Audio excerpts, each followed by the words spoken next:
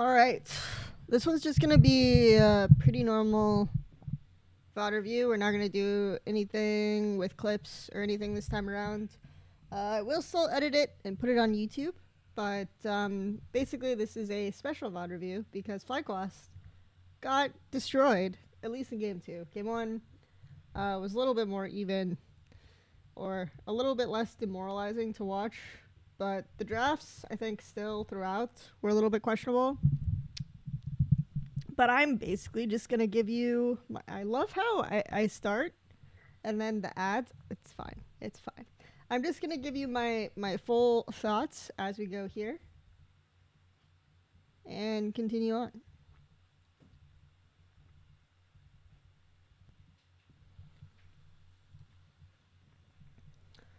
But yes, so I did think the drafts were a little strange in terms of priority. First of all, I think Var's first pick is fine, but it's not necessarily something that you would straight up expect if the team is like knowing kind of that they're gonna lane swap, which I'm pretty sure they did. And then they just straight up went for the Var's first pick because I would think you would want standard lanes to match up in this scenario. The other thing that's interesting is that they heavily prioed the Bayari bands on 1, 2, 3. And then you have Senna available, you have Nautilus available, you have effectively like just, and you're dropping mid to 4-5, which I wouldn't expect considering Jensen has looked significantly better on like Azir Ori, and Azir gets picked on 3 here. So I was a little bit surprised by all of these. I did end up giving him a control mage in Hui, which is fine. And then which is fine for his pool. The Hui with the Maokai is interesting because I feel like you're losing a great deal of early pressure that way. I'm fine with this. I think Jarvan. I would rather ban like either Jarvan or. Not that it mattered this game because I picked Viego, but I think typically versus PSG I would either ban like Jarvan or Maokai. They did end up denying the Maokai instead of something like a Vi, but. Alright. And then the Rumble in the 4-5 is interesting too because they banned TF, Rumble, and I feel like yes, TF is fine. It's lane swaps because you have decent wave clear, and you can kite. You can do a bunch of these things, but it's not going to be as strong versus in a swap as like something like a Rumble that can just perma clear the wave and 1v2 on early levels. So I found this a little bit strange, especially since Rumble was something that they had difficulty dealing with. They also have chosen 2 immobile carries here, or they were thinking of picking 2 immobile carries here. With Azir gone, most of Jensen's pool is immobile anyway. So I think it's, and then of course you also have the Renata.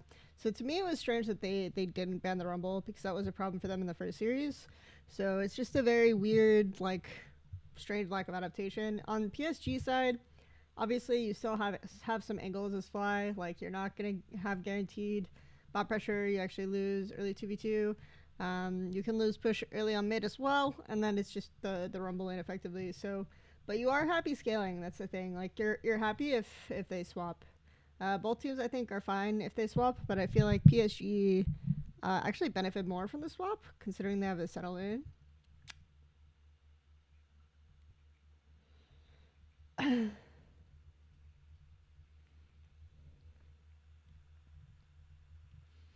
So let's take a look at what happens here. So it is actually FlyQuest initiating the swap here, which, like I said, when you're picking Varus and you know you're going like this, it's possible that they anticipated that PSG would initiate a swap because PSG specifically made a big deal of thinking that they learned lane swapping or they improved their lane swap knowledge, and they just did significantly better with that information. You'd think that, okay, maybe they're doing this because they think PSG will swap. But if you're doing that, then you should at least try to scout them out, or you should try to go 5-stack and get a deep ward, like one of those two things. So we are having the ad, unfortunately, running at this time. But hopefully you guys can chill.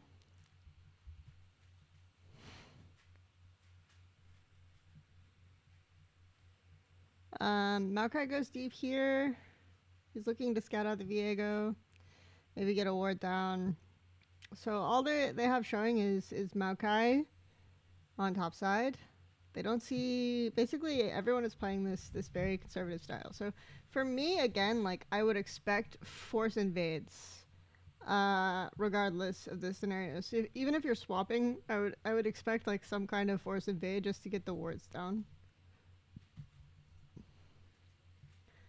But instead, we're in the era of like lane swap meta where we're just kind of sitting behind walls on the other side of river and hoping for the best. Hoping no one swaps, or hoping that they swap into us, or hoping that, you know, we get the lanes we want.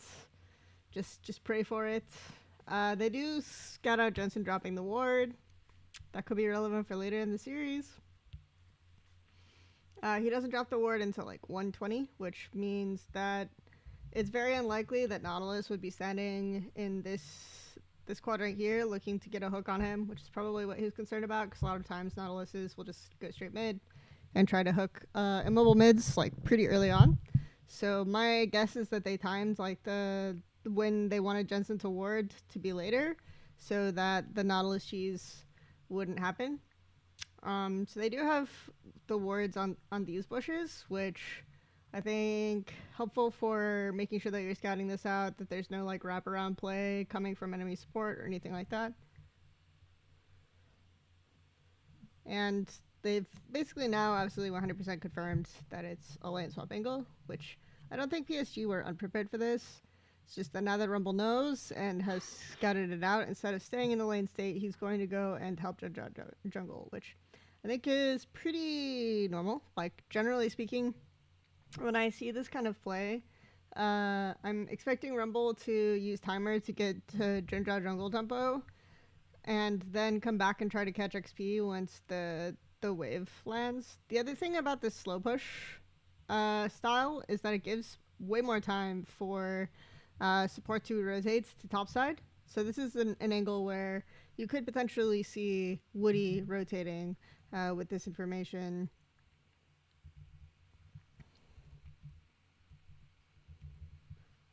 Could potentially see Woody rotating from bot, because you'll get this wave in almost even before this wave goes in, because you're pushing faster on bot side. So I think that that's worth noticing as well. All right, so we're going to continue on. I also don't like it because you're basically guaranteeing that Audra will get this XP because he can survive Crash Wave. It also gives more time for Jundra to react, and you didn't force the split map by invading early as FlyQuest, which you'll lose in a lot of scenarios if you're forcing split map early, because the level 1 here is actually pretty good with Rumble.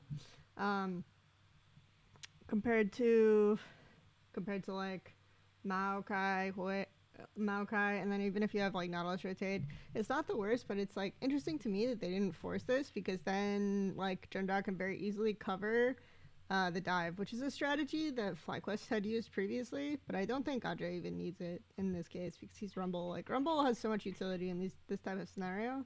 So they are going to send Inspire top and look to maybe dive this.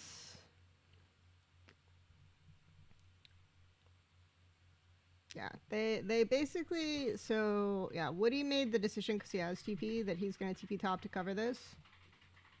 And then the benefit of this is now you have an isolated scenario where Senna is by herself versus Urgot, and whatever plate gold or anything that she gets, she will get on her own.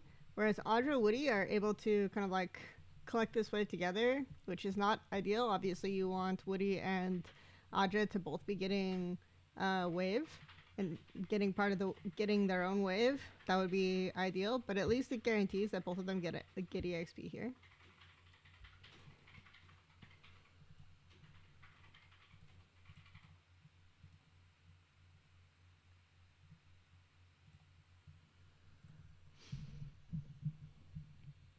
And now Senna has timer. He can look mid. He can get wards. Like you see good ward coverage from PSG all the way on bot. Jensen sidesteps the snare, so this was like not a realistic dive. But the result of this is that Maple gets wave in. Mabel, it's like 425. This would be like a typical timer for first base for mid. And then Maple can get like a free first base. TP back. Jensen's like 2/3 HP, half mana, so Jensen will have to decide whether or not to skip this way, whether or not to match recall and then also match TP, and then be under tower and then Maple has a window, or to try to push this wave out and then match TP, get TP'd on. So like the second choice is not really realistic.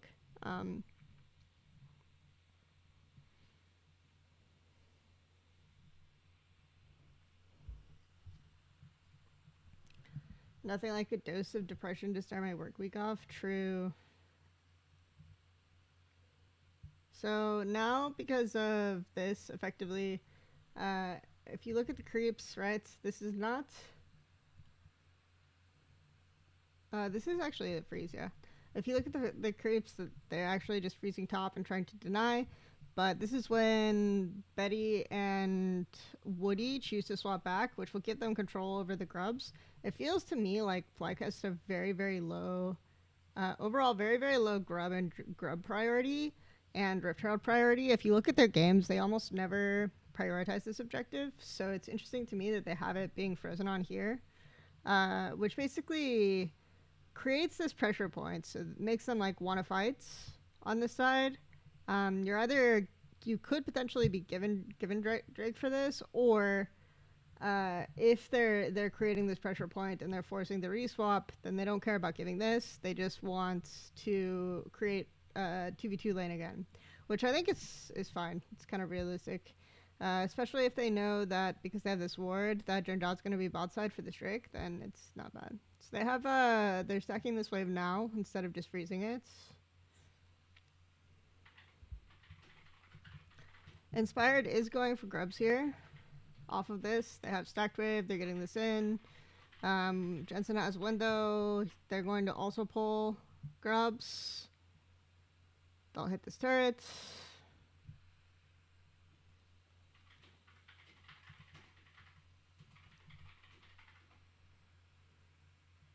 And then now Inspired can get grubs. So looking at the state of creeps, like Jinja is a little bit behind Inspired, like 1 camp behind, 2 camps behind, because Inspired's going to get this one.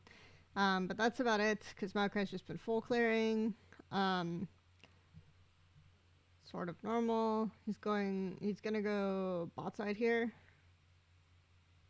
And then this will be a window where they can retake vision on bots, because support will have timer.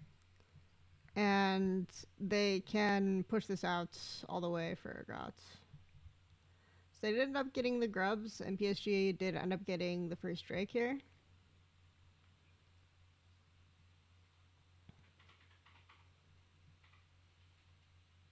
Interesting that they sent no one top to catch this. I thought that they would just send Renata, have Varus catch wave 1 time, but they're just doing a full 4-man here. Or I should say, they're doing a full 4-man where they're waiting for Blippo to get the wave in, and then they'll have Blippo TP top to catch the top wave. So they're actually just reinforcing sending the swap back. But they have used this momentum, this rotation, to get the full...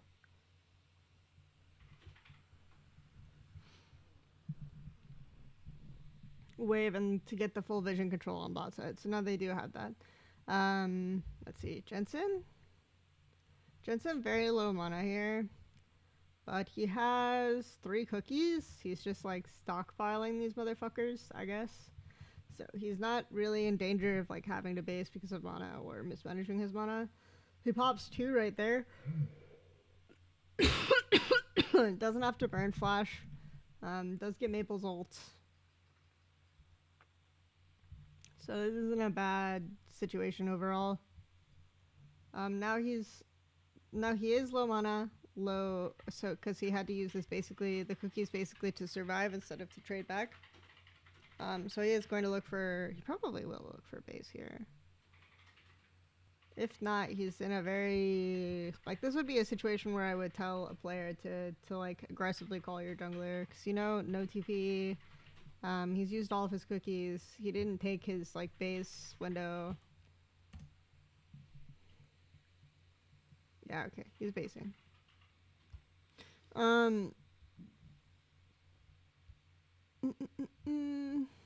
Okay, so next Drake's gonna be up.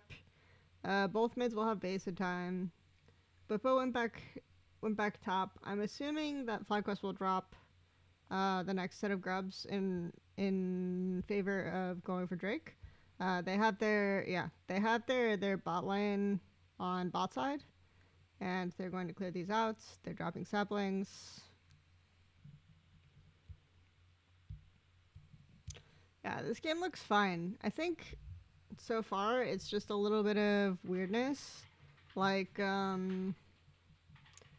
would say overall they have 1k gold lead on there. They have, well, it's very difficult to say who's ahead. I don't know full gold because I need to compare these, but they had to split XP between Rumble and Nautilus, so that was a good result. You had Varus basically getting solo goal. You had Varus getting some solo XP. He's like in a good spot. They should be able to fight this Drake. Jensen Jensen getting caught, has to flash again. This is very strange because it feels like so many teams just focus Jensen on mids. He gets these wards. They have this set up. They know it's Drake timer. They know they just got grubs. So they know that they're in the area. And then it's just like this one moment where he walks up, right? Like so many mid laners would walk up here because his jungler's here. He's thinking it should be okay, but they don't know bot lane. They don't know Senna. That's like the big one. They don't know Senna, and then they know that Jundra was just top side. So this is like good play by Omega Bull, like to get basically to get the ult in and then blow Jensen's flash as well as get the kill. Because it was just like one moment of stepping up, and then the reaction from Maple was really good, I think. Either way, this was a good rotation from their bot lane. They get the bot wave and then they go mid and catch this. And then Jensen, and then they have Urgot who is on base, and then Jensen TP's top to catch the next wave, so Urgot can catch this wave. So this is like good rotation, so that they keep some semblance of map control even after Jensen gets killed and has to blow flash, right? Also Jensen rotating away kind of from the fight with no flash is sort of nice.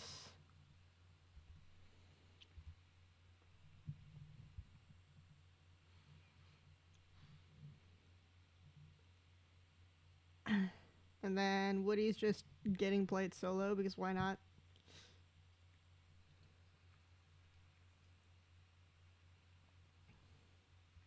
So after this replay, they still have wards on bot side. They're probably going to swap dual lane mid at this point. And then have Inspired clearing up while Hui gets this wave because he has no flash. Probably Busio will also rotate up to match this. And then they will get vision for Jensen one time. Oh, they're not getting vision for Jensen one time, never mind. Yeah, he's getting wave in very quickly, and then he's like holding his breath under tower and hoping that no one's coming this way.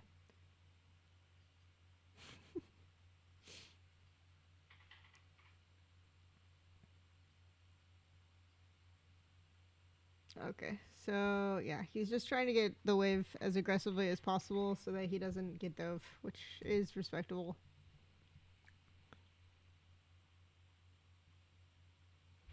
So you have opportunity completely completed for Varus, so he is ahead at this point. Which means they should be able to get mid prio and then play for this Rift Herald if they want it. Interesting. Okay, this is interesting. They swap back like this. They have Whippo as soon as his TP is back up. Going for top side. And this Rift Herald. He is a bit stronger than Rumble on this window, but like Rumble in Rift Herald fights will still be stronger just because Rumble has like so much AoE damage and zoning control off of level 6. And Audra does have level 6, so that is worth noting. Level 6 versus immobiles. Plus, like, he doesn't have a fully completed item, though. Like, we do have a Black Cleaver for Urgot, which is why Urgot is, like, technically stronger right now. But I would say in, like, an AoE grouped fight like this, Audra is still, like, going to have a massive impact.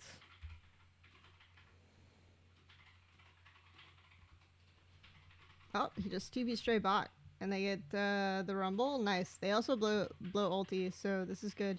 If they don't want Rift Herald, this is fine. But they are going to use this with this window to fight over it.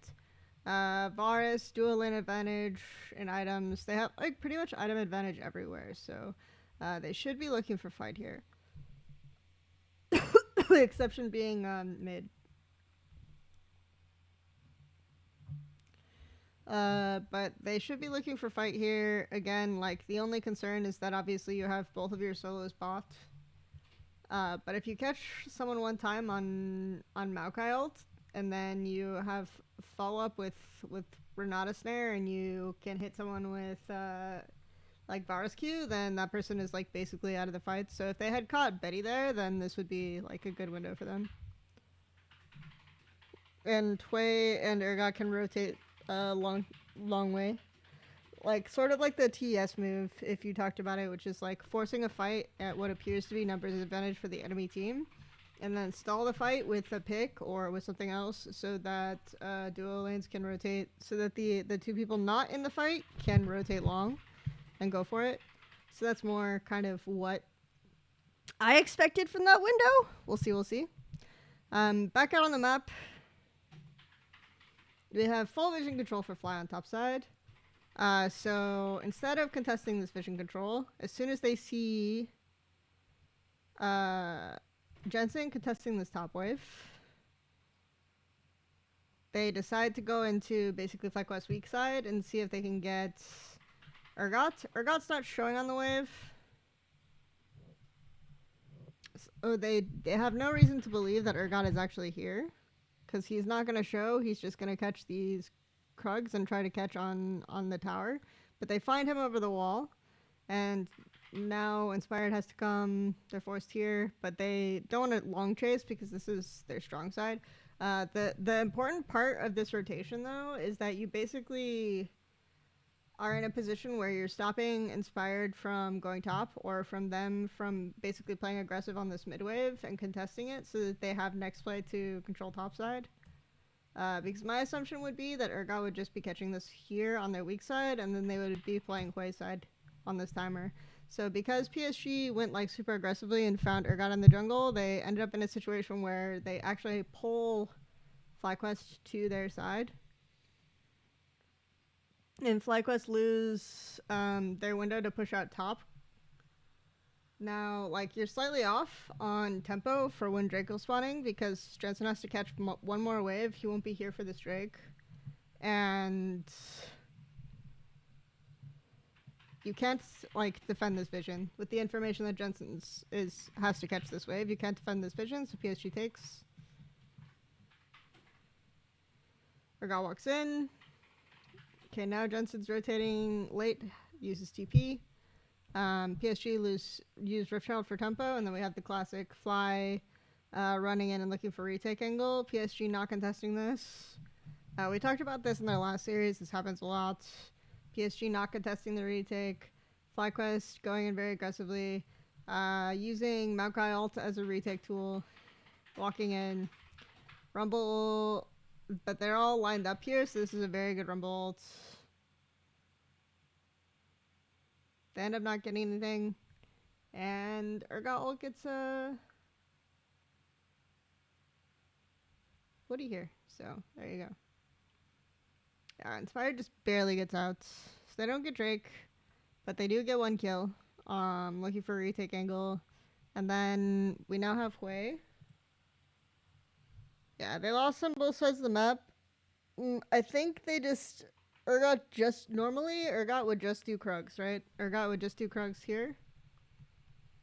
Normally, Urgot would just do Krugs, and then he would go under, rotate under tower, collect the wave, and there's, like, not really a play here, and you play aggressively into this side of the the jungle for Fly. Varus gets this wave. Nautilus has to catch, so this would be normally their play window to start walking into topside, but because PSG end up finding the Urgot, they then have to shift here, which is why they lose their play window. And Hui can't push the wave aggressively so that he's able to rotate to the dragon in time.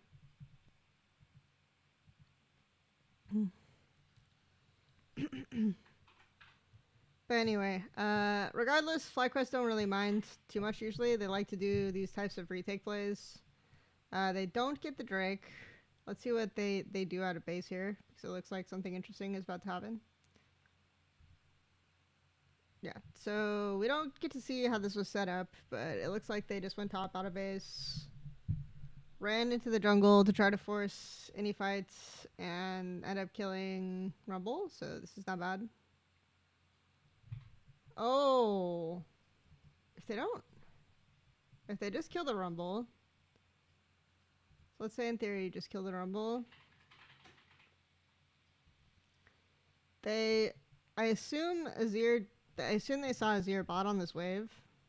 We don't see the wave, but I assume they saw Azir bot. He's recalling as if he just took a wave. And so they think that they're safe to make this play. And then as soon as you see the TP channel, I think, and Woody's here, Buffo's low.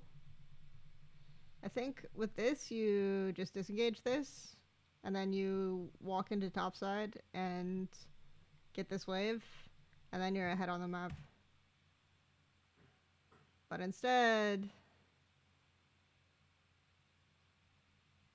they just run into the choke, get a 0 ulted, and GG.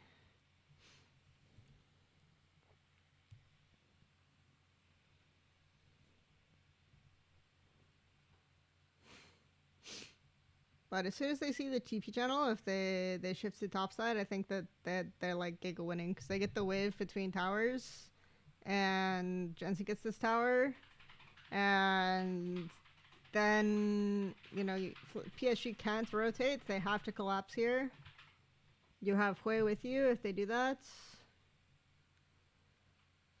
Bufo has TP, so he can, in theory, like, back out of here, recall, TP back in.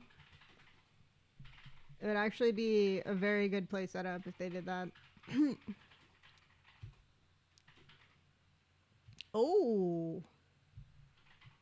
It's really bothering me that we get replay into fights, because then we never see how the fuck these fights get set up. It's like really annoying. It's actually annoying me so much, man. Okay, so we see in the pip, they're here catching midwave. Okay, that's cool. And then Rumble ult goes down. Inspire goes on to the Rumble. The Rumble gets things. So now that Rumble's dead, Fly's immobile carries can push up. Blippo is solo here in the backline, and Inspire doesn't walk through. He doesn't use ulti here. I'm kind of surprised. No? Oh, he doesn't have it. Okay. That explains why. Yeah, no ult here for this fight is kind of big for Maokai.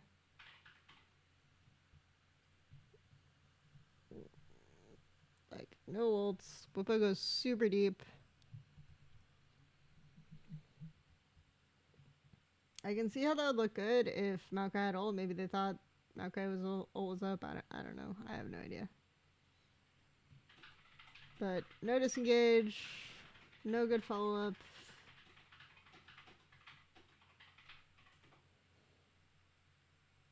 And now PSG are really strong. Yeah, he also got reset for Viego. So he just chases him down. GG.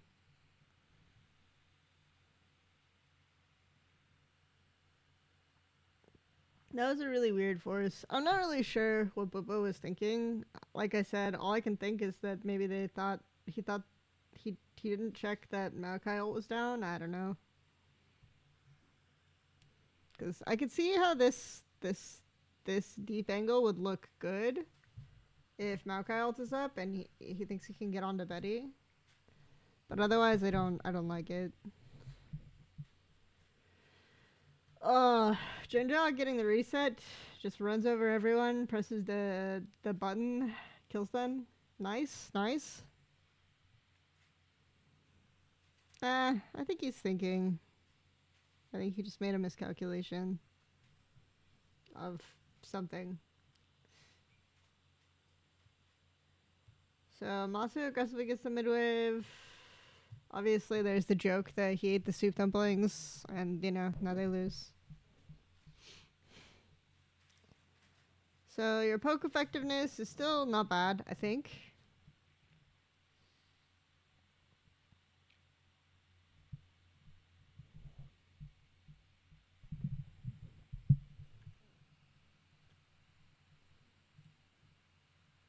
One sec, I have to check something. For like the poke virus, I think the nice thing about having the poke virus is it's still gonna be good into Azir like the entire game. The only one person is annoying to play it into, and that's Nautilus. So you're still pretty tanky. You're still doing well with this champion. Still scaling decently. It is what it is.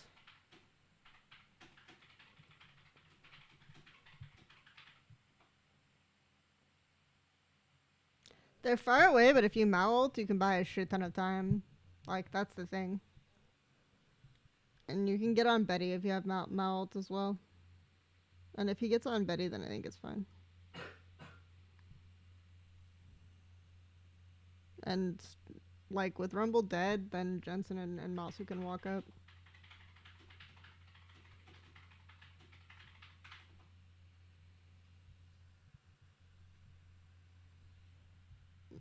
They don't kite back. They stay in place. Anyway, they push up bot wave all the way. They catch the mid wave.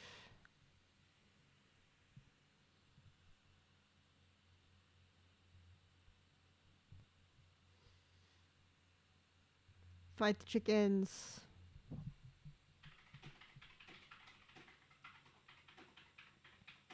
Okay, interesting. Trying to see, we'll slow this fight down.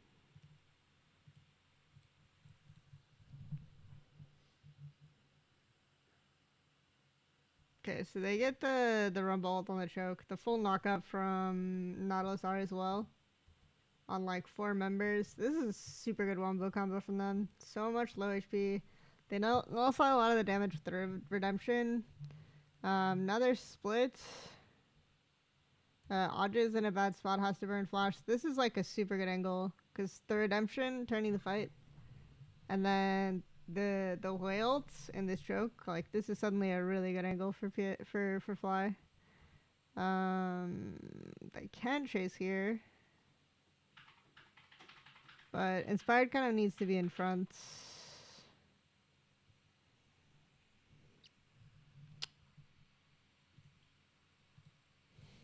So, not the greatest position.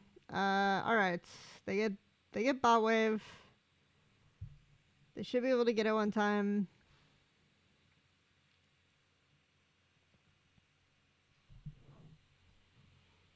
They get bot wave, and then they look to rotate top lane. All of the wards.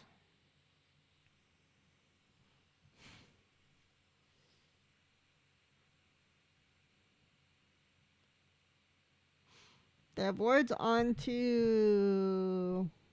the Baron, but it's pink, that looks like. Looks like they might give soul here. It's kind of crazy that they're this late to it. Feels like they're really late to it.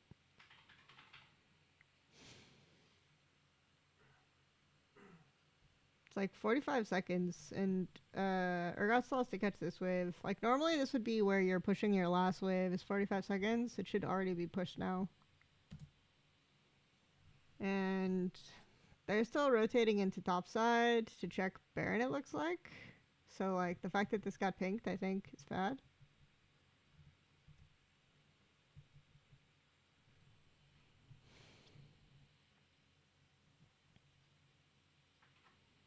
So now they're recalling. Oh, wait, I already went back. So they open top here. They're, like, afraid they're doing Baron because the pit is pinked. And they're all standing on this mid wave to contest it. But there's no, like, obviously the flank wards are not swept around them. They do see Aja on bots, so... Like, they have to hug topside just because there's no vision here.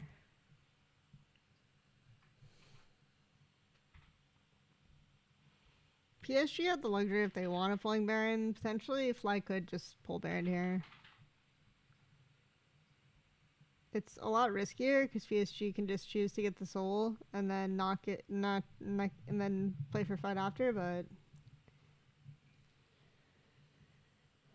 they could also choose to just drop this and then go look for fights. They don't have good face checks, so that's why I think FlyQuest is like better off just rushing Baron here. The problem is they don't do it too fast. They have like Hui Varus, Hui on hit Varus, which is like not on hit, excuse me, lethality Varus. So it's like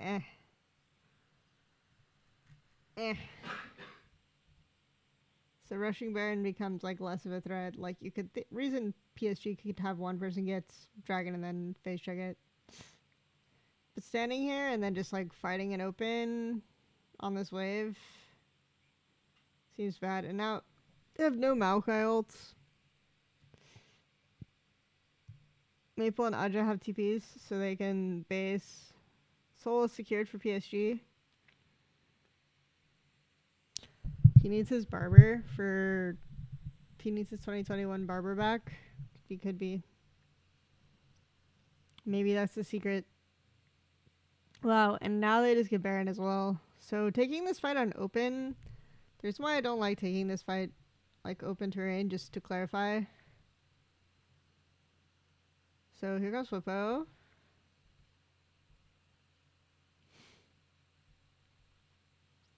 Let's wait and watch it. So when he engages here, look at how far back, like they have pink in this bush. Also look at how far back like Betty and Maple are able to stand on the side and still do damage. Like Betty is just chunking him really hard. Inspired. And then the long range rumble ult here, like they can't get anywhere near this just because this is like they all just kind of back here and use Woody to keep them on one side, and they're basically engaging into a choke where they have no vision. It's actually just really weird that they fought here. Like if you have no vision setups, that's one thing. You can go full Baron, you can do a lot of things, but it's really hard to fight into this choke. Like at least pink that bush or something, you know? If you have a pink.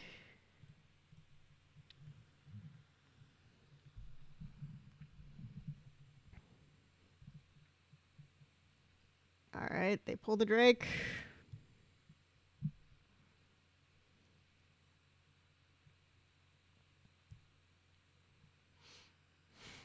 And then here, because everyone's so low, they don't contest Baron either. Wow, they just do it so fast too. Damn.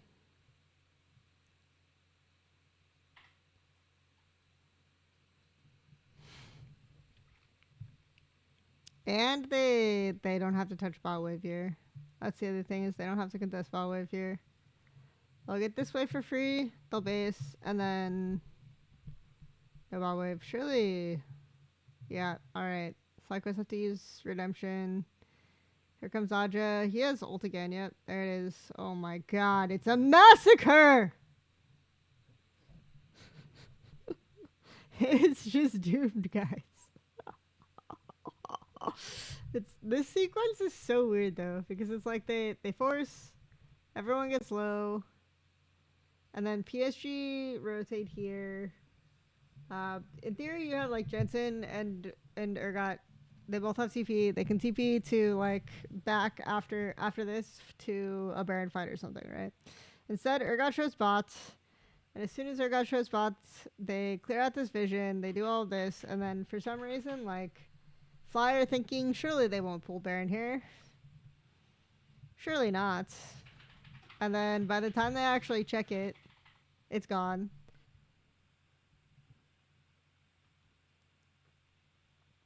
And this is the sequence that's so strange. Because PSG are running topside, and they're TPing in, okay? Like, now they're TPing in. If PSG want to be safe here, they can. Like, they don't have to do anything. But he TPs to this wave. At here. This is where he TPs.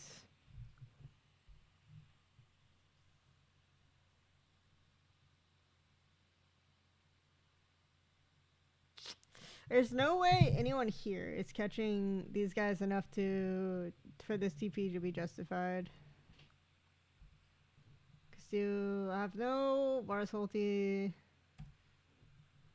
I don't know. And you're also just so far away. Like, it's strange that they're TPing now. They're sieging this. So, I mean, regardless, you can get this wave. Like, PSG will run and you'll get this wave. But now you're just in a situation where you're behind the line. Everyone's low. You still have no ults. Audra.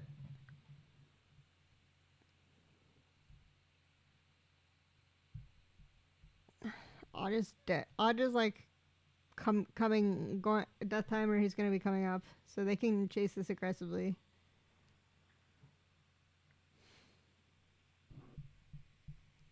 Damn. It's just weird, like, the moments where they choose to fight. It's very strange. Because I would think if, like, you see them taking the wards on Baron, you TP there, right? That would be where you would TP.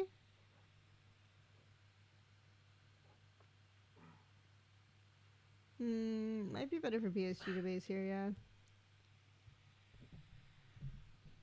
I think it's better for PSG to base here.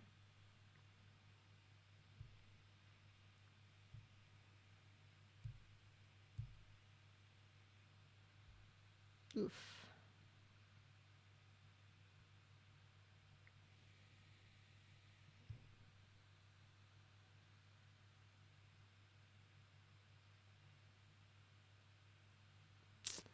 Well, we get another replay once again. Hooray, we love replays. And now, by the magic of replays taking up time, we see PSG rotating into bot side with full control of bot side jungle. But they're only pushing one wave, so FlyQuest can stall a bit. You know, they're only 10k gold down. It's winnable. It's winnable. Lethality varies. 10k gold down. Winnable. Winnable. Ulti there. Oh no. Wow, they're just getting poked the fuck out.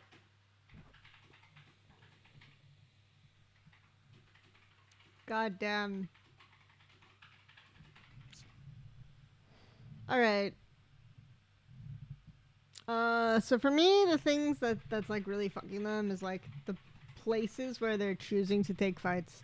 Very similar to the last game they lost to PSG Rumble. It's like where they're choosing to take fights, and taking fights like in PSG's fog is like kind of fucked. The one Urgot catch was just like lucky for PSG, but they actually took control of the momentum from the game. That's actually insane. Like when he was on Krugs, that was like almost entirely a circumstantial catch. And then like obviously Urgot had the kind of like int moment in mid, but again, like why are you choosing that window to fight initially? Like, it ended up going well for them because they killed the Rumble early, but it's like the initial fight, I was very confused as to why they're choosing that location to fight at that time. All right, let's do game 2, guys. FlyQuest versus PSG Dallin. Game 2, Pog. All right. This is where it just looks depressing. This is where we just like cry and say, wouldn't it be better if NA never just stayed home? You know, then we could pretend in our minds that NA's good. Then we wouldn't have to worry about it. You know, just have them stay home, and then we could tell people, if only we got to go to international events, we could prove how good we are, and then everyone would flame us, and it would be fine because they flame us anyway. Okay, Azir first pick. So suddenly we decide that the Azir first pick was the problem. I can definitely... that the PSG Azir pick was the problem. I can definitely see the argument. There were a lot of angles where Azir got engaged from range. They weren't really able to use the Varus into him the way that they like with poke, the way that they normally would. They spent a lot of the time where Azir would normally have a big trough, like swapping lanes around, so they weren't picking skirmishes and picking fights that Azir was not useful into, so then Azir's priority goes up. So basically, the way you can think about it is the way that you can think about Azir as a champion that is pretty useless until he gets like 1 to 2 items, and so when you're constantly swapping, you're basically in an isolated 1v1, which is where Azir is like okay, like he's doing fine because he can just trade HP. And then make it so the other mid can't do anything. But when you get to skirmishes, Azir is like less useful because he has to set up his soldiers, he has to do all these things. It's like longer cooldown. He's basically doing like auto attack damage with no AP items, and he's not too useful. So if you're keeping an isolated 1v1 in mid, which is very frequently what happens in lane swap scenarios, then he can get the landing phase effectiveness that he normally has, right? And he's chilling. And if you can get but in theory, like, let's say that and then if you're constantly swapping around and you're kind of avoiding the level 6 fights you would normally have, things like that, then Azir just scales to a point of relevancy, and suddenly there's an Azir in fights. So I can definitely see why they would think, like, hey, if we're planning to force swaps, then like maybe Azir increases in prio.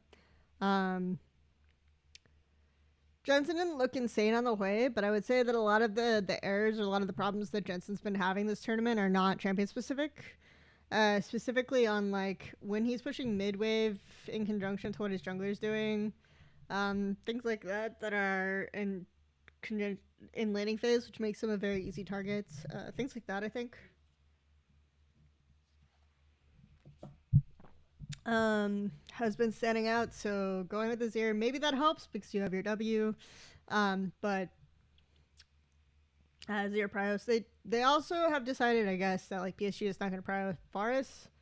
They're giving Kalista. I would say that like giving Kalista Ashe, normally I would be concerned, but if you're planning to swap, and 2, Betty and Woody's Kalista Ashe, like this PSG team does almost nothing with bot prio. If you watch their games, like they just don't use it.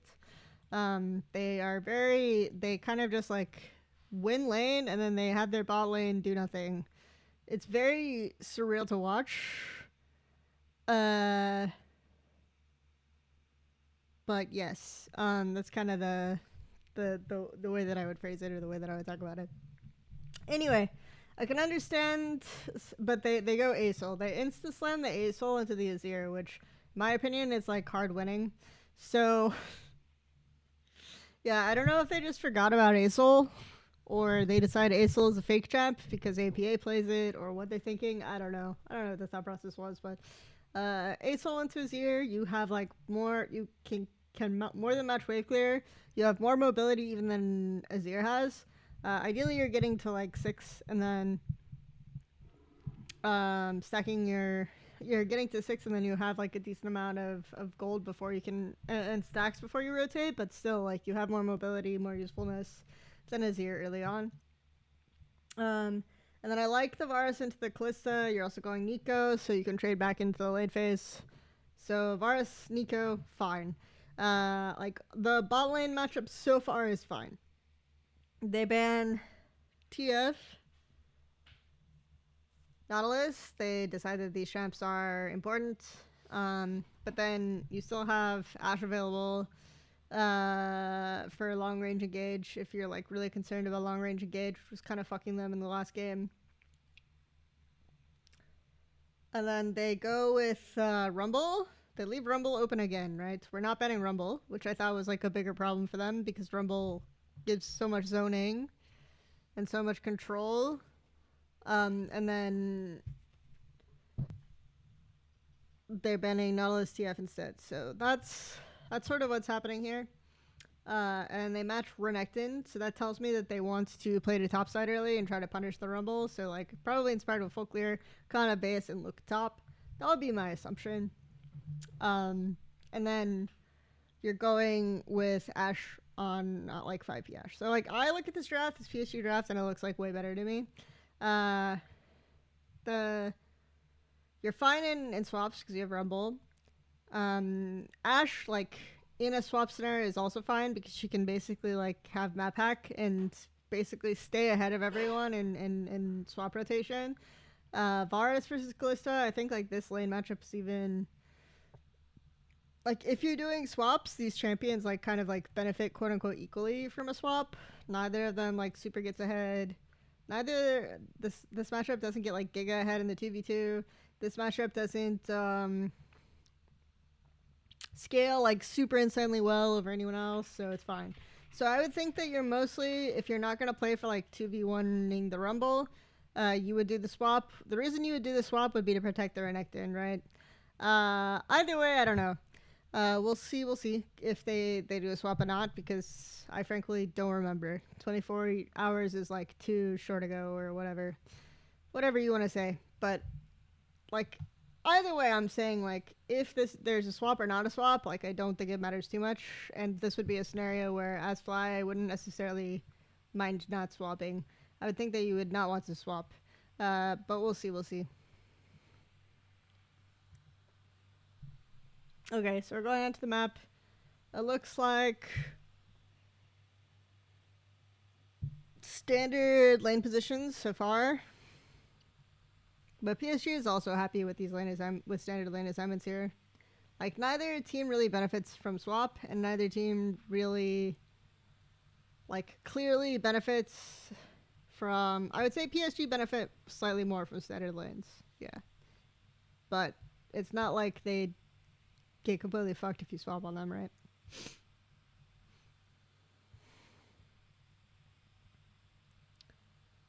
And they do swap.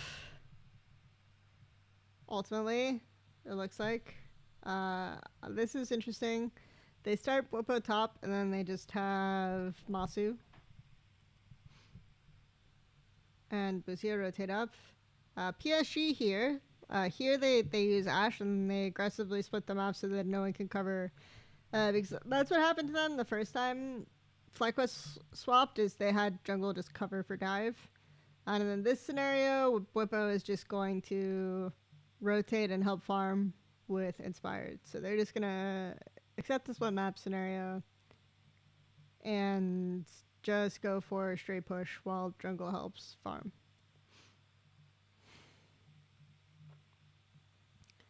Interesting again that FlyQuest are slow pushing this instead of fast pushing. I don't know if they thought they could set up dive angle. I don't know if they thought that they would have longer to push because they have waves stacked. They do end up slow pushing here.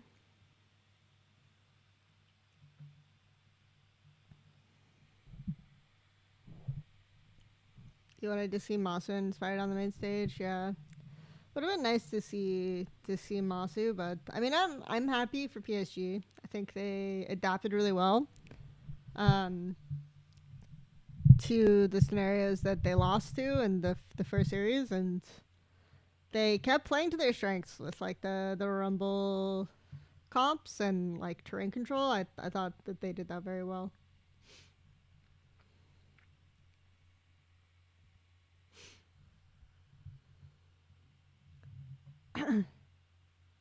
Yeah, so Jensen's not doing too well in this laning phase, as kind of we discussed before. Having a hard time here. Meanwhile, bot lane though, bot lane's going well, benefiting from the scenario. So this is what I talked about before, where it's like you get your full clear off, and then you look for topside play. So Inspired's clearing back up.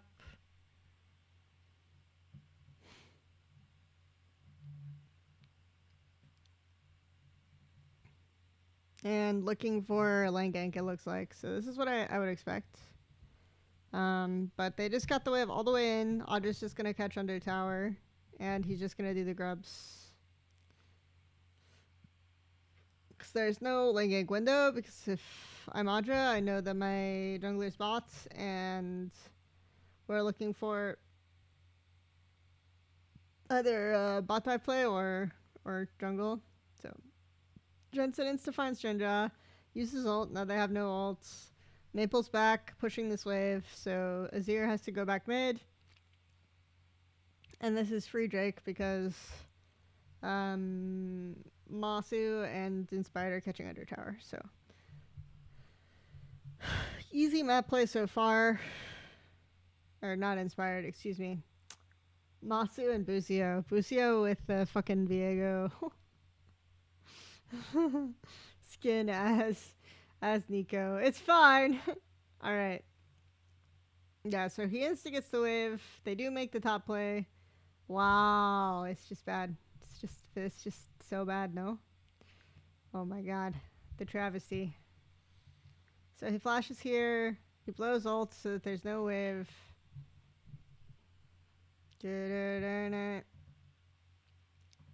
Ace ult comes first. Azir has to catch the wave. It's just over. Maple double kill.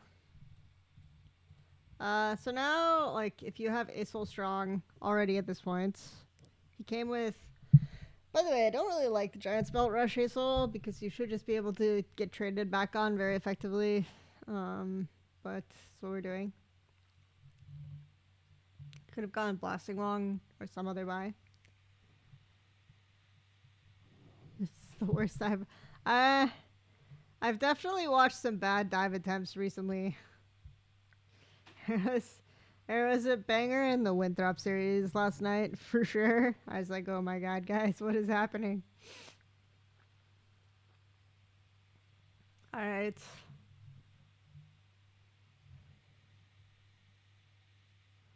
I mean, but before the series, I don't know about before the series. I think first game they actually had some smart play, and it went well. It was just like they made the same mistakes. Like I would say, game one they made the same mistakes versus PSG that they made in the first series that they played against PSG. Playing like way too late for Drake control and taking fights either in open lane versus Rumble or like walking into choke where PSG have control. Like the both of those things they did in the first series and lost in the game they lost.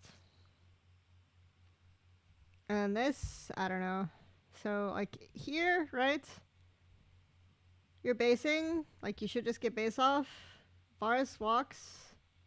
I mean, this bush is pinked, and it even looks like, we can't see, but it looks like he starts to hit the pink, right? What is happening here? Like, I don't understand. Like, he just doesn't think about it and decides to hit the pink. Can't base anymore. Inspired saying, like, maybe he'll cover him, but it's like, you have Aesol with timer.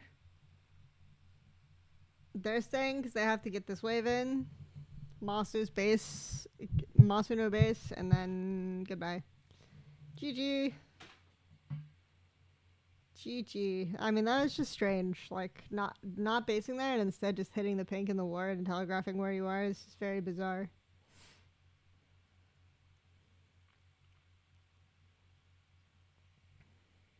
And by this game, it seems like they're out of it, right? By this game, it seems like conversations are not happening. Coordination around the plays is just completely absent.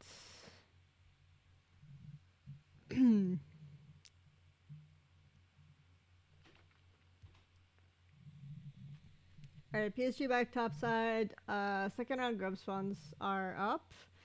So they go ahead and get this one. Both side waves are pushing for PSG here. So Masu's like, it's weird again that Masu's like playing up here when both side waves are pushed. Aja is showing here, so in his defense, like Aja is showing on bot, so he can play like a little bit aggressive here. It's not terrible.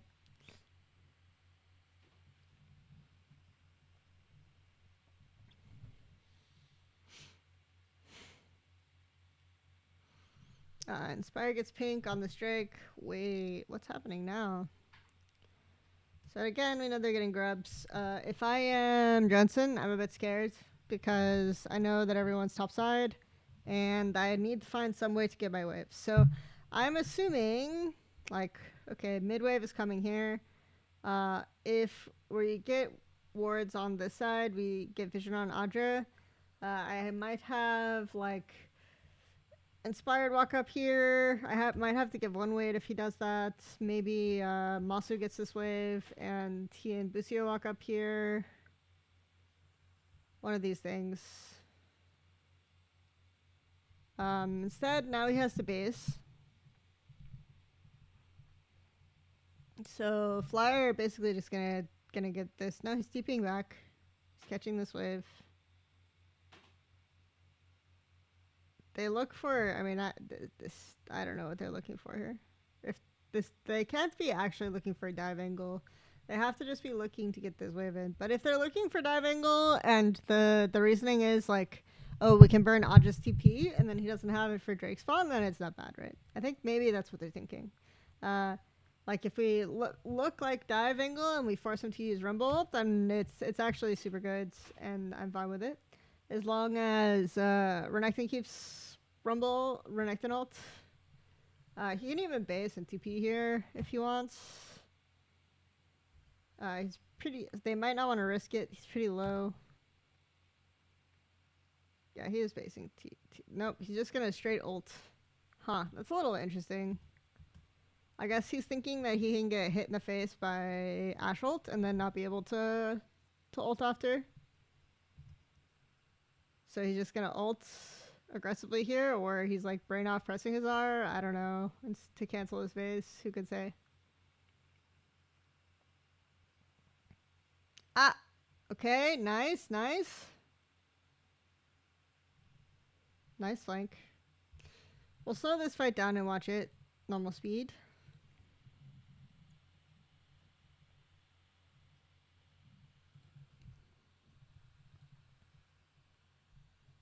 Hawk shot.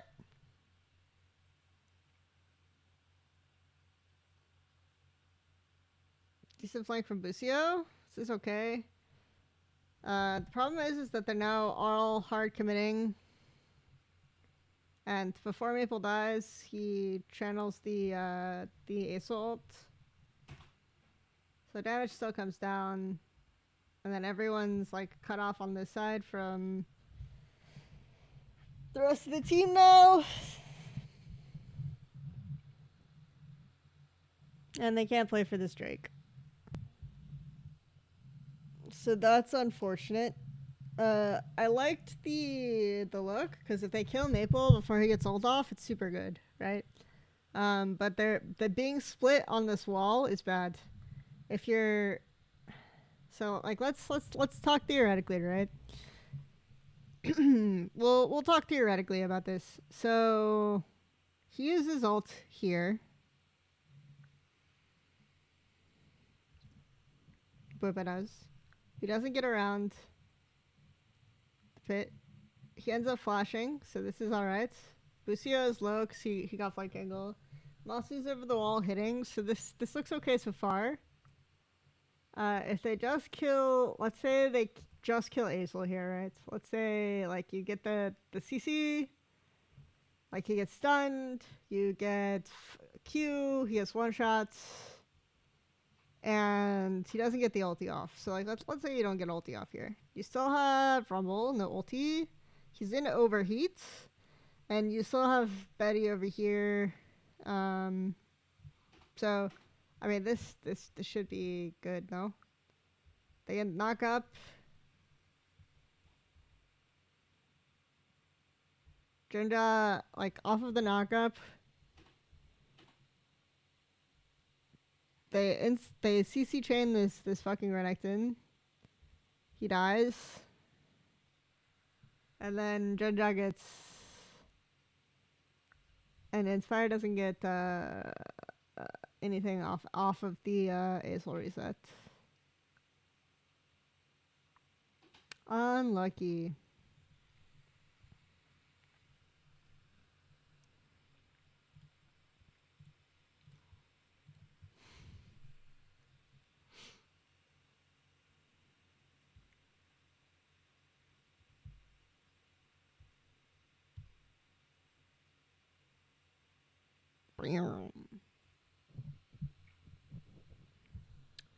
Okay, so we get to see the replay again. Yay, we love replays. We love breaking down the fight and then going back and seeing the replay again. It's the best.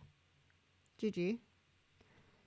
Okay, so now where are we? We have Nico shadowing Renekton. They got their next wave in. Aesol catches this wave. Long. They have one ward on the Rift Herald.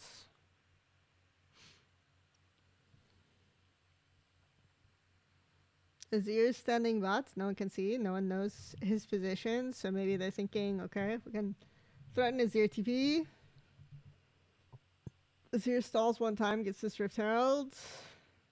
Oh, they see Busio on this ward. I don't know if FlyQuest probably doesn't realize they see Busio on the ward. They see Busio on the ward. They know that two are bots. And Rumble gets this wave, and it's the TPs. Again. And we have numbers. Bwipo chooses this window to engage. I think they don't realize Busio is bot. Maybe if they realize that Busio was on ward bot, they don't make this play. Maybe. Maybe if they know Busio is spotted bot, they don't make this play. Either way, this was like a typical FlyQuest like kind of fast play, where they think they can just kill the Aesol. But Woody's here. He gets ult and then a lot of damage, and then Aja TPs after getting the wave bot. And Jensen does eventually get the tower, but it's delayed. Oh, that would have been a really sick ult. Nice, nice. I respect the attempt. Because then Betty just... Jinja just instantly, like, goes on this guy, cause he's stalled out. As it is, he still has to run. And he still dies, because Maple TPs. Pog! Yeah, I mean, forcing him to sidestep like this is already a win. Because if he's able to walk down, then he doesn't die here. And then I'll just getting turret for free. Jensen, for some reason, is like overstaying to push this all the way. I would assume you just like get the turret and get the fuck out, but he thinks he has more time. He at least pulls them bot, right? Like he at least pulls the bot, which I respect. He at least pulls them bot for collapse by overextending. I think it's fine. Well, it's not fine, but it's, I mean, like, it could be worse. Let's put it that way. It could be worse. That's the new it's fine. It could be worse.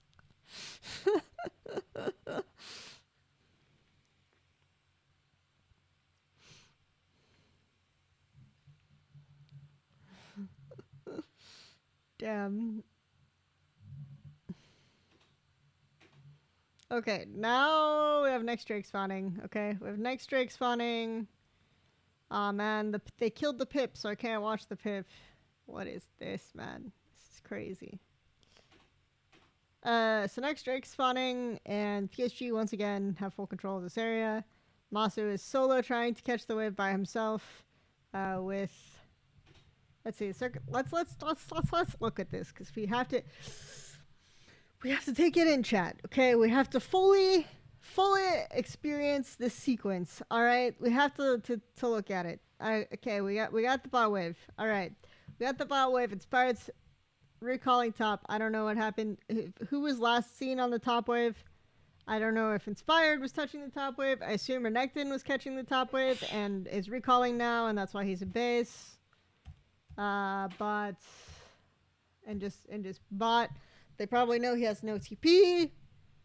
So they know that Renekton was just top. It's like 30 seconds until he can be mid. And they probably don't know Inspired.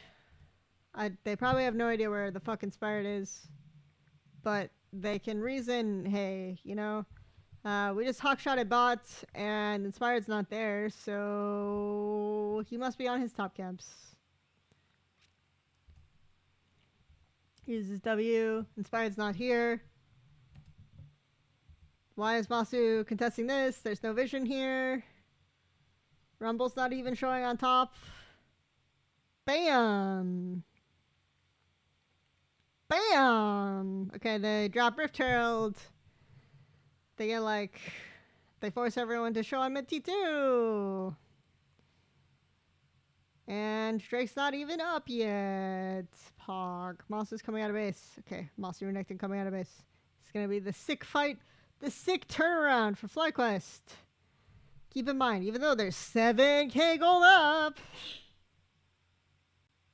it doesn't matter because PSG haven't bought like half of the gold. So this is still fightable. All right, here we go. We have Varus ulti. We have like everything but pretty much everything but the Renekton ult. Okay, sick. Okay, if we go in, we have the sick Busio Pop Blossom here. This is a nice flank. This is okay flank. He uses ult here. He's got the wraparound. Inspired's here. They see Inspired now. So as soon as they know that this is pinked, the fact that they go in insta as soon as they know that this is pinked is good. I'll slow this down just so we can see it better.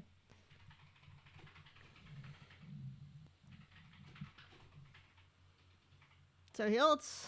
They get the Drake. As soon as they know this is pinked, they instantly commit to the ASL. So I appreciate committing to the ASL because if you delete him insta, it's good.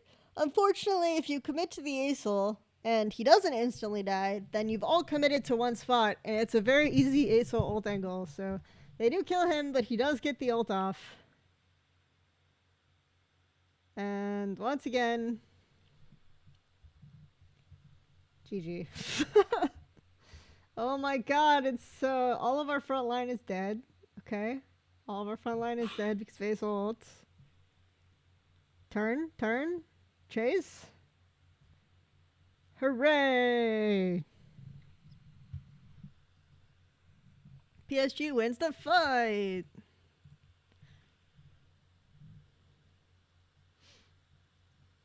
Sorry, this is my way of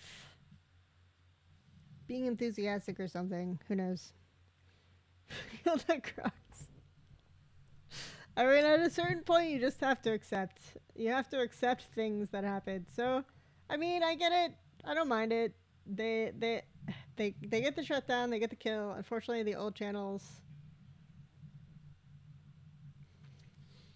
And everyone dies. But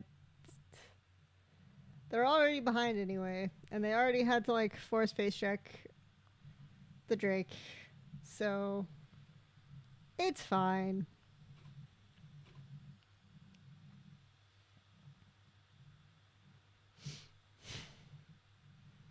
Okay, now PSG...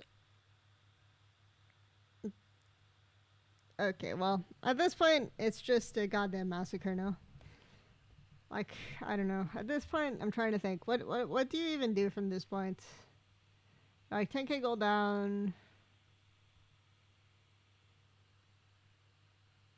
you've got Renekton and Lethality Virus, and I don't know. Jensen's playing like super aggro for the wave. No one contested mid wave, so they know that they're all here in this jungle. All of them. Everyone is here! Okay, we cannot play aggressively for this wave. We cannot. Cannot. We can attempt. But we cannot, because we know that they're all here. They're all of them. Every single fucking one. Alright, goodbye. GG. And your best option, right, from this position is not, like, aggressively contesting this wave. Your best bet is, like, to try to stall on, like, this vision line, like, where, like, the pink is. Like, draw a line here and try to contest. Catch the wave on this window. And then, I don't know, hope Renekton somehow wins bot when he's, like, a full item down. And then just, like, hope and pray. I don't know. Like, maybe Rumble will come rotate because they see you contesting this vision line, and then Renekton can catch an extra wave and TP in, and he has ult, so maybe there's like a flank angle. You probably lose the fight, but it's something. It's better than just like walking up on this wave. This game state is not good. We're not in a good game state. I don't know if you guys can tell that we're not in a good game state based on the very obvious clues, like everyone having, like top having a full item over, and the gold being 10k up, and 3 drakes. I don't know. I don't know if you guys can tell from that, but it's not good. It's bad. It's just, I don't know. Okay. Oh, this is fun. He gets the wave in bot all the way. Okay. He aggressively pushed the wave in. I cannot tell anything else about this map state because the mini map is too small. But okay, now I can tell. So they couldn't contest any of these wards because they just all died. Bwipo did end up pushing up all the way, so that was nice. But then Aesol, having zoomies, just runs in jungle, chases down the Renekton, kills him, and then now PSG push out all the way, and then Jensen is showing on this wave, so they know they don't care. They don't care. They're giga up tempo, and Jensen's showing on waves, so they know it's 5v4. They just run insta for the towers.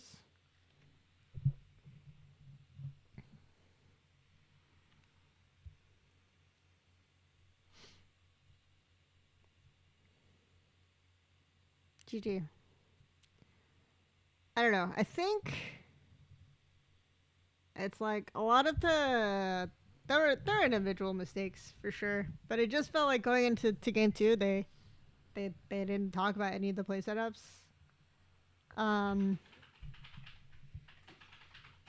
Which is bad. It's like they were giga tilted after game 1 or some shit. And then also I liked the idea of committing onto Maple, but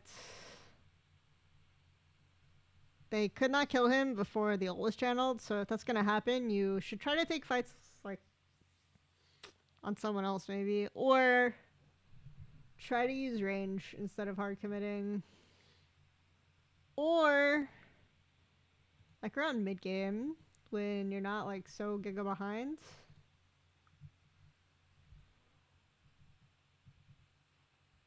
Goal should be like,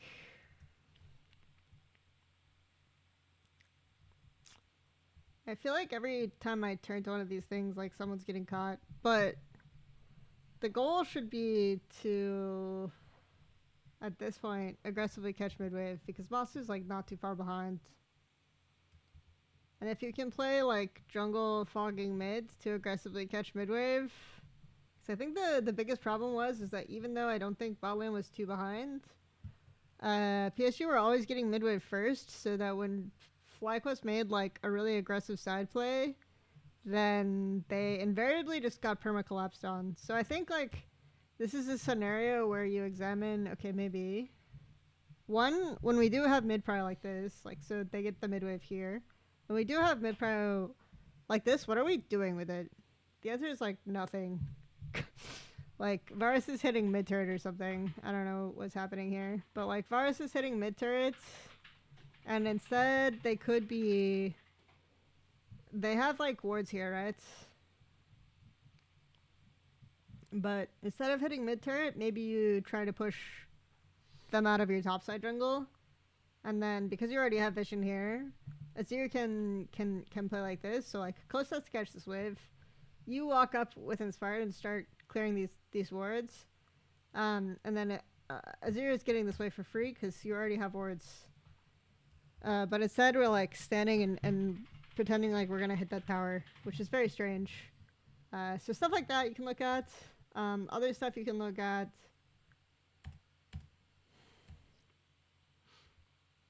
Because they just got grubs, so it's like we're not hitting this tower. It's not gonna happen. You can like retake with Inspired, or you can like look for recall window. Know that you're gonna get this turret, and then everyone opens as 5 top sides. Because you're ahead on the map, like all of those things are doable, but instead we're just hitting mid tower, so that's kind of weird. The other option, the other thing that you can think about as FlyQuest is like, okay, we lost every single Drake. Maybe it's time to re-examine like our approach to setting up for Drake. So they do it okay here, right? This is fine. But like if we're gonna be on this side, catching all this, we need someone to help Azir catch this wave. I don't know who, but it's like not good. So we're playing super aggro here, but someone needs to help Azir catch this wave. I don't know who. I don't know why he's standing and try like this. But he needs someone one-timer to help him catch that wave, and maybe it's just that he was impatient and they were going to one-timer help him catch this wave. Maybe Whippo should be on this wave. And if Whippo is on this wave, he does not have TP, so it doesn't matter. But if Whippo is on this wave instead, while Inspired's getting this ward, or is it Inspired or Busio? I can't fucking tell from the fucking... God damn it. I think it's Busio anyway. Because Inspired's in base. Is Busio's... Let's say Busio's getting this vision. Then Inspired goes one time and helps Jensen catch this wave maybe. And Jensen's just like standing and try because he thinks he can scout them or spot them before they come here. And so maybe that was the plan. But he just doesn't know this bush is warded, which is fine. But, I mean, you should expect this side of the jungle to be warded because you're not playing on that side. Like, they just set up for this Rift Herald, so you have to at least think that this bush is maybe warded. Like, I don't know. Maybe he thinks that even if this bush is warded, he's fine because these guys... Because even if, like, Ashe arrows him in the face, these guys are so far away. Like, he drops the ward here. He doesn't see anyone. He's thinking maybe if Ashe arrows him in the face from Fog, they still can't catch up to him. I don't know what he thinks, but... Anyway, like, the fact that there's, like, a lack of coordination between, like, what's happening mid, what's happening top, we decided we're going to preemptively get this Drake vision. So it's like they're doing the normal parts of their macro, where it's like we stall when we're catching this wave until the last possible second. But we're also going to contest vision bot at the same time. They're just like not talking about how they're playing them out together or something. I don't know. There's just like a lot of stuff like this.